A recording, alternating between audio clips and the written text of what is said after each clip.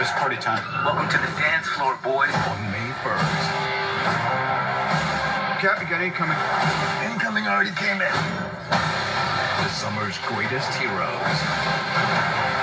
Reassemble. Step up that door. You're on an adventure. Oh no, I didn't say you could leave. Avengers Age of Ultron. Salut les petits clous, très content de vous retrouver. Bonjour aux abonnés, bonjour aux nouveaux abonnés et petit coucou au forum exclusif 1.6. On va aujourd'hui parler de la MMS 290 D10, la Diecast War Machine Mark II tirée du film Avengers Age of Ultron, avec ce petit sigle là qui signifie que c'est une version exclusive. Rapidement, un petit tour rapide de la boîte, toujours pareil, hein, le même petit que pour les Diecast, qui sont plutôt jolis, plutôt pas mal. Je vais y revenir. Bonjour à tous, c'est Max, on est parti pour la review.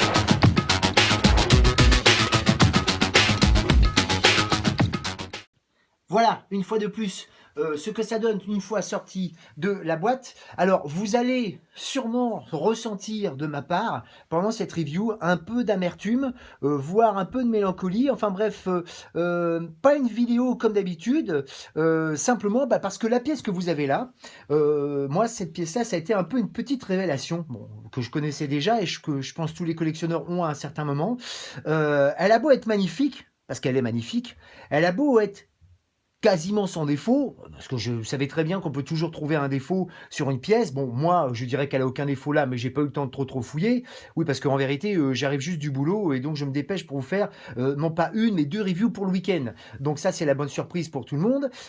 Donc oui, j'en reviens à ça plus sérieusement. Oui, voilà. Vous allez donc ressentir un petit peu d'amertume de ma part pour cette pièce-là, parce que même si je suis très content de la voir et très satisfait de la pièce, elle met en avant une petite chose que je ressens depuis quelques temps, notamment au niveau des Hot Toys, mais c'est pas Hot Toys en particulier, notamment au niveau des pièces Hot Toys sur les diecast et notamment sur les Iron Man, parce que cette pièce-là, comme je vous l'ai dit tout à l'heure, c'est une édition spéciale, mais qu'est-ce qu'elle a de spécial? C'est ce que vous avez devant les yeux. Voilà, c'est-à-dire que cherchez pas, et je vais vous prouver par A plus B tout à l'heure ce que j'avance, cherchez pas une pièce, un HS, un stand, en quoi que ce soit, un socle ou même quelque chose de minime qui va la sortir du lot. Vous êtes sur exactement la même pièce. D'ailleurs, quand tout le monde achètera cette pièce-là, si les gens achètent cette pièce-là, vous aurez obligatoirement une édition spéciale parce qu'elle est vendue telle qu'elle. Mais je le répète, il n'y a rien de plus. C'est-à-dire que je vous amènerai tout à l'heure le Iron Patriot. Vous êtes sur exactement la même pièce, physiquement parlant, en dehors bien évidemment de la peinture. Ça sera la seule et unique différence, avec en plus bien évidemment le socle et en plus, ce qui n'est pas négligeable, le prix. Voilà, donc ça remet quelque chose en avant, dont je vous expliquerai tout à l'heure. Je ne vais pas trop m'attarder, je vais d'abord vous faire un petit tour en musique et juste après je passerai aux accessoires.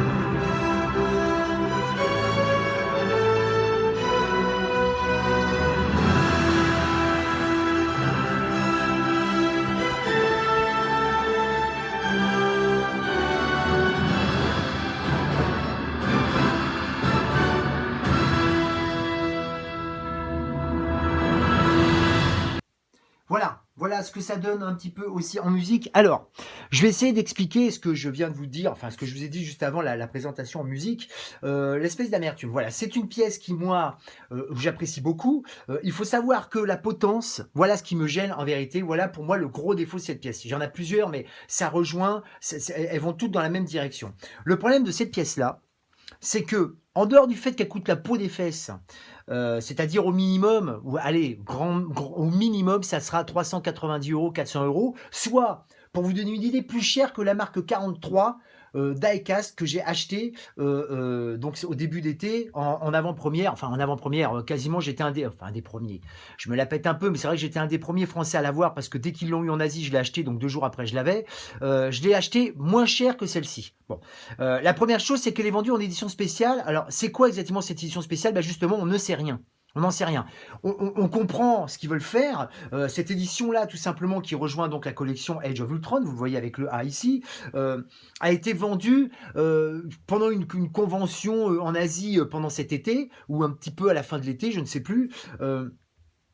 Et donc, ce qui s'est passé, c'est qu'elle a été vendue un peu sur le même modèle qu'il y a 3 ans, pas la Diecast, la Midas, qui était une armure qui était sortie pour Iron Man 3 en plein été, qui avait, vous savez, exactement la même forme que la marque 7, pour ceux qui connaissent bien les armures, mais qui était couleur or. Alors, elle était très belle, très bien, mais alors elle a pris un prix pas possible dès le départ. Elle a bien sûr baissé entre-temps, mais ça reste encore une pièce introuvable. Et en vérité, la seule chose qu'elle avait de spécial, c'était la couleur, mais elle avait la même potence que la marque 7. Et bien celle-ci, c'est pareil que le Iron Patriot. Je dis le Iron Patriot parce que le Iron Patriot est la première armure Diecast qui est sortie quasiment en même temps que la marque 42, c'est-à-dire l'année dernière en plein été, dont j'avais fait une vidéo. Et elle a exactement la même forme.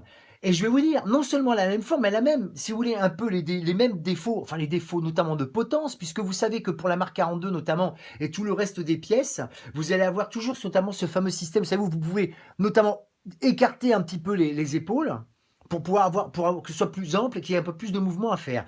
Eh ben, vous ne pouvez pas le faire sur la Iron Patriot, vous ne pouvez pas le faire non plus sur celle-ci. Et d'autres pièces sont sorties comme ça. Entre le Iron Patriot et celle-ci est sortie la War Machine Mark II, qui est exactement donc la même forme, avec une forme un peu plus militaire, noire, brossée, toujours argent ici, mais le noir, vous voyez toute cette partie-là, toute cette partie colorée, entre guillemets, c'est un noir brossé, très militaire, si vous voulez, que l'on voit à peine dans Iron Man 3, je sais même plus où à quel endroit on la voit d'ailleurs, tellement c'est succinct. Et après est sortie une autre pièce que moi je devais me payer, que je trouve du coup plus belle même que celle-là, c'est la Hot Rod, qui alors elle a un noir avec des reflets un peu marron, vraiment très très belle, avec une peinture Hot Rod, c'est-à-dire de custom si vous voulez, qui part des pieds et qui remonte le long des jambes, et je trouve cette pièce-là vraiment magnifique. Mais là pareil, il y en a pour 400 euros. Moi qui collectionne que les armures de Iron Man en diecast, j'étais vraiment très content, mais quand j'ai vu le prix, j'ai dit non, là, faut pas exagérer, je vais pas me prendre cette pièce-là, en tout cas, pas pour l'instant, c'est pas envisagé pour l'instant. Mais voilà pourquoi j'ai une amertume, parce que je savais comment elle était, cette pièce-là. Mais quand j'ai reçu le carton, je l'ai sorti et ça m'a rien fait, quoi. Ça m'a rien fait, j'étais content de la voir, je suis très content de la couleur, je vais y revenir, je vais détailler tout ça, mais ça m'a rien fait. C'est pour ça qu'il y a un peu d'amertume. Alors je vous rassure, je vais pas la revendre tout de suite, elle a pas de défaut, tout marche bien, light-up, articulation, tout ça, mais j'avais l'impression d'avoir un Iron Patriot 2.0, quoi. Effectivement, quand ils disent War Machine Mark II, bah ouais, c'est un peu la même pièce. Donc c'est là que ça devient un peu casse-pied dans les collections, c'est que quand on a plusieurs fois les mêmes armures avec simplement quelques couleurs, on en reparlait encore sur le forum exclusif ainsi, la dernière fois, il y a un mec qui a mis en image une vitrine où il y a toutes les armures d'Iron Man, je sais pas combien il y en a dedans, et comme je sais plus qui a dit, trop de Iron Man tue le Iron Man. Bah oui, mais ça c'est valable pour toutes les collections, moi c'est pour ça que j'en avais vendu pas mal, parce que à un moment donné, moi dans les vitrines, j'en profite plus, quoi. Quand c'est tout amassé comme ça, je trouve pas ça beau, et là c'est pareil, et encore pire, quand les armures se ressemblent. Voilà. En dehors de ça, maintenant que j'ai un peu craché mon venin et expliqué pourquoi je suis un petit peu amer, ça reste quand même une pièce extrêmement jolie. Là, alors, aussi comme tout le monde, d'autres ont déjà vu des vidéos et des photos, et c'est vrai que tout le monde en revient au même constat, on a du mal à vous montrer vraiment la qualité de la pièce. En vérité, le noir que vous avez là, c'est pas un noir, c'est un noir avec des reflets un peu... Je vais pas dire bleu, mais c'est difficile à dire. C'est pas un petit peu vert militaire, mais vraiment très très succinct. Mais elle est vraiment jolie. Non, elle est vraiment jolie. Moi, ce que je regrette aussi un peu dans la mur, c'est qu'ils nous mettent directement une damage. Vous voyez, attendez, je vais approcher, vous allez voir. j'essaie de vous le montrer, c'est que vous voyez déjà, alors là il y a le reflet évidemment pour m'emmerder, mais vous voyez déjà, là on a, vous voyez, des petites rayures là, voilà, bon, alors bon, ça met pas, c'est pas un défaut de la pièce, on est bien d'accord, hein, c'est bien, toutes les armures que vous avez, enfin, à chaque fois que vous achèterez cette pièce-là, elles seront comme ça, mais du coup, ça m'emmerde, quoi, j'aime bien quand elles sont super clean, moi. À côté de ça, regardez, encore la précision, vous voyez, on voit bien la nomenclature, là, attendez, j'essaie, si monsieur veut bien faire une petite mise au point, voilà, le colonel James Rhodes, vous voyez, les numéros qui ont changé, il y a une petite variante au niveau de l'éclairage à cet endroit-là par rapport à la War Machine Mark II qui était sortie avant, c'est que autour c'était rouge. Attention, le light-up était blanc, mais autour vous aviez un petit liseré rouge. Là, vous voyez, c'est plein, c'est blanc à fond, voilà. Et puis bon, à côté de ça, voilà, toujours pareil. C'est vraiment, non, elle est vraiment sympa. L'autre différence que vous allez avoir sur cette pièce-là aussi, ça va être le socle. Comme je l'ai dit tout à l'heure, vous avez un socle qui est mentionné Avengers. Bon, alors deux choses. D'abord, ça prouve que vous voyez, ces socles-là, ils peuvent très bien porter une diecast. Ça, c'est rapport aux Mark 42, 43 et 45 qui vont sortir. Hein. Et puis, là, ça, c'est la première chose. Et puis, la deuxième, une chose importante, d'ailleurs, je fais une petite parenthèse, ne vous amusez pas à manipuler la pièce sur le socle. On a ce que moi j'appelle le syndrome Robocop. Le Robocop diecast, c'est pareil, j'ai pas fait de vidéo, mais je vous le dis. Vous avez un socle qui est un peu brillant, mais si vous manipulez une diecast dessus, vous allez le rayer. Hein. Donc je vous conseille de la manipuler hors du socle et de la poser après. Oui, voilà, donc je disais la différence donc par rapport à l'Iron Patriot, bah, c'est bien évidemment la couleur, le socle et bien évidemment le prix. Donc je vous l'ai dit, c'est 390 €, toujours en édition spéciale. Quoi que vous fassiez, vous aurez cette édition-là. Je vais faire une petite édition et vous montrer non seulement les accessoires de cette pièce-là, mais pour vous montrer, pour vous confirmer ce que je vous racontais sur la différence entre l'Iron Patriot et celle-ci, je vais vous montrer les accessoires en même temps que l'Iron Patriot. Alors voilà. Alors évidemment, vous aurez bien compris que le Iron Patriot, les accessoires du Iron Patriot sont à droite et ceux de la War Machine sont à gauche. Alors je vais être en vérité, j'ai été un petit peu méchant, c'est qu'en vérité, bah, vous voyez, l'édition spéciale a même en plus un avant-casque en moins. Voilà, vous voyez que c'est exactement la même disposition, on est bien d'accord. Le même nombre de bras, enfin de bras, de points. Le même petit missile que vous avez là. Alors bon, j'ai pas amené l'Iron Patriot parce que je l'ai changé, mais je vous le descendrai tout à l'heure. Vous avez l'avant du casque et vous avez le HS qui est là, qui est exactement le même. Je l'ai vérifié. Vous voyez, il n'est pas déballé. Moi, je les ai déballés, je les ai regardés, mais je les ai réemballés. Mais je peux vous assurer que ce sont exactement les mêmes. Je vais vous faire tout à l'heure une petite édition et je vous montrerai que je ne vous mens pas. Voilà. Donc, vous voyez, c'est en plus ça très très succinct. Alors, vous avez aussi le flingue, là, l'espèce de canon qui se met sur la main gauche. Voilà. Donc, je vais vite reposer ça. Vous voyez, ça a été très très succinct. J'ai pas besoin d'aller plus loin parce que j'ai l'intention de vous motiver à l'acheter parce que ça reste une pièce vraiment magnifique. Autant, à côté de ça, j'ai pas envie non plus que vous fassiez avoir. Alors bon, je vais pas me la péter non plus. Je pense pas que les gens regardent mes vidéos en disant, bah attendez, on va voir le Saint-Laurent, ce qu'il va nous dire, et j'achèterai que si lui décide ou pas. C'est pas ce que je veux vous dire. Mais enfin, vous voyez bien que je vous raconte pas l'histoire. On est vraiment sur une pièce qui n'a pas vraiment d'éclat propre. Voilà, j'ai sorti les deux têtes pour vous montrer la différence entre les deux casques. Je vais essayer de faire une petite mise au point. Ça va peut-être être plus facile. Voilà. Alors, bon, toujours pareil, hein, ça descend aux mêmes endroits. Et vous pouvez voir, effectivement, je me rapproche, qu'il n'y a absolument aucune différence. Voilà, aucune. Voilà, je crois que c'est clair. Je l'ai bien démontré maintenant. Vous voyez qu'il n'y a aucune différence sur ces deux pièces-là. Donc, ça fait partie, effectivement, du gros défaut de cette pièce-là. C'est que je sais qu'il y a des fous d'Iron Man. Je sais qu'ils vont l'acheter. Ils vont même sûrement en vendre peut-être d'autres pour l'avoir. Et c'est super, c'est génial. Mais je ne peux pas m'empêcher de vous dire que vous avez une pièce qui est extrêmement similaire au Iron Patriot. Alors bon, je l'ai assez répété là pendant pratiquement 20 minutes, 10 minutes, je ne sais plus. Je pense que maintenant, vous savez, je fais quand même mise au point, excusez-moi, c'est pas facile pour vous. Je crois que maintenant, vous le saurez, vous l'aurez compris. Donc, maintenant, faites ce que vous voulez, achetez-la, ne l'achetez pas, faites comme vous voulez, vous allez bien voir un peu le choix que vous avez. Ça reste, je le répète, une bonne pièce. Alors, pareil, vous avez les mêmes, je l'ai dit, je détaille, mais les mêmes petites articulations, les petites ailettes.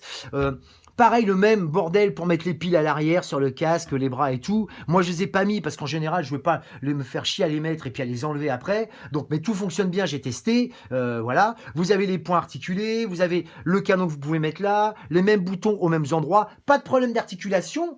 Idem pour le petit canon ici. Tout fonctionne très bien. J'ai aucun problème de ce côté-là.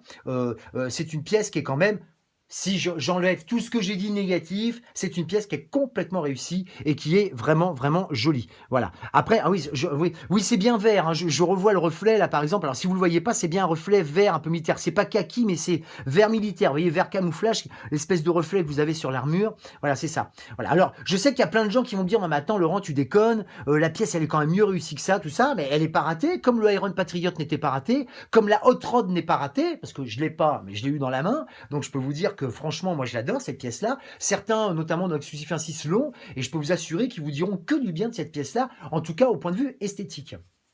Après, au niveau prix, c'est autre chose. Voilà. Écoutez, mes amis, je vais faire une édition et vous montrer donc le Iron Patriot juste à côté pour bien vous confirmer une dernière fois que vous avez une pièce complètement similaire. Voilà. Donc vous voyez bien qu'on ne peut pas faire plus clair que ça. Vous avez les inscriptions aux mêmes endroits, la même potence, la même taille. Alors soyez pas étonnés si le Iron Patriot est un petit peu plus haut. C'est normal, il est sur un socle un peu plus haut. Hein, je préfère le prévenir. Alors j'ai pas changé les points exprès pour vous mettre exactement. Enfin vous voyez bien que c'est exactement la même pièce. Voilà. Donc ça y est, je l'ai dit, maintenant je l'ai prouvé, je pense que ça fait au moins 10-15 minutes que je vous en parle. Maintenant c'est sûr, attention, c'est pour moi le défaut de la pièce. Parce que entre celle-là et celle-là où il y a marqué exclusive, où vous avez même en plus des pièces en moins, vous voyez que c'est vrai qu'il faut vraiment être fan et vraiment être un collectionneur et avoir le salaire qu'il faut pour prendre une pièce de ce type-là. Après, si effectivement vous n'avez pas de Iron Man, si vous commencez à faire la collection, je vous la conseille à 100%. Elle est 100% réussie. Hein, il y a aucun problème dessus. Ils ont même sûrement rattrapé. J'ai pas comparé, j'ai pas vérifié à 100%, mais ils ont peut-être sûrement même amélioré le système d'articulation. Ça doit être la même potence, la technique a peut-être évolué. J'ai pas démonté la pièce, c'est là, mais la pièce est absolument sans défaut. Et puis alors moi, ce que j'adore, c'est ces boîtes, quoi. Je me demande si je vais pas, je regrette de pas avoir un magasin parce que c'est vrai que les die-cast, elles ont des boîtes absolument magnifiques. Enfin voilà, bon, je m'égare un petit peu. Tout ça pour vous dire que la pièce est vraiment réussie, pas de pépins, en tout cas moi j'en ai pas. Belle couleur, mais je le répète, entre la Hot Rod et celle-ci, je préfère la Hot Rod. Par contre, entre celle-ci, la marque 2 de Age of Ultron et la marque la War Machine marque 2 qui était sortie avant, c'est celle d'Iron Man 3, je préfère ce chroma-là. L'autre est pas mal, mais ça fait... Elle est de la même couleur que la War Machine première du nom qu'on avait vue dans Iron Man 2, je parle. Malgré qu'elle soit en plastique et que l'autre soit en die-cast, la couleur est absolument la même. Voilà. Écoutez mes amis, ça sera une vidéo qui sera un peu courte. Alors je sais, je me suis un peu répandu pendant 20 minutes. Mais bon, je voulais être vraiment sincère avec vous dire un petit peu le crève-cœur que j'avais pour cette pièce-là. D'un côté, je l'adore, mais il y a un rapport un peu amour-haine dessus parce qu'il y a certaines petites choses. J'aurais là, pour le coup, j'aurais bien aimé, vous voyez, même avoir un autre socle. Parce que alors pareil, avec les die-cast, on se tape tout le temps des socles comme ça, et puis là, rien pour nous casser les couilles, c'est une édition spéciale, on se tape le même socle de la collection Age of Ultron, mais pour une die-cast. Donc voilà, ça m'a un peu cassé les noix. Bref, je suis pas à 100% satisfait. La pièce est 100% nickel, 100% génial. Achetez-la si vous la voulez, vous serez vraiment pas déçus. Mais moi, ça reste quand même du mitigé. Voilà. Donc la vidéo va se terminer là. Alors, restez connectés parce que là, vous voyez, je vous dis, il est 22h. Je suis rentré du boulot il y a 1 heure de ça. Je fais la vidéo de celle-ci. Elle va se charger dans la nuit. Et si tout va bien, vous l'aurez demain matin. Et demain matin, je me remets au boulot pour une autre pièce. Mais alors là, un chef-d'œuvre. Hein. Pour certains, il y en a beaucoup qui savent déjà ce que c'est, mais pour les autres, ça sera un peu la surprise. Mais vous inquiétez pas, elle sera là au moins dans le week-end, dimanche après-midi, vous aurez droit aux deux. Et ça sera... pour l'autre vidéo, probablement la dernière grosse pièce que j'aurai pour la fin de l'année. Quand je dis grosse pièce, je parle pas du prix, je parle de la taille. Voilà, ça donnera un indice à certains s'il y en a qui ne savent pas ce que je vais faire. Voilà. Écoutez mes amis, je vous fais une grosse bise. Passez un bon week-end, une bonne semaine prochaine de travail. Et écoutez, à dans 12 heures pour la prochaine vidéo.